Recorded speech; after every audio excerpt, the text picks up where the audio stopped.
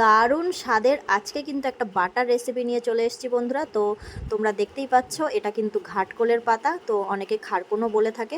তো তার সঙ্গে নিয়ে নিয়েছি রসুন কুচি, পেঁয়াজ কুচি আর শুকনো লঙ্কা, কাঁচা লঙ্কা। ঠিক আছে, তো তোমরা যারা আমাকে চেনো তারা তো চেনোই, যারা চেনো না তাদের জন্য বলে দিই, হাই আমি সোমা, ওয়েস্ট বেঙ্গল থেকে। আজকের আমার এই রেসিপিটা যদি তোমাদের ভালো লাগে অবশ্যই বাড়িতে কিন্তু ট্রাই করে খেয়ে আমাকে কমেন্টে জানিও যে কেমন লাগে।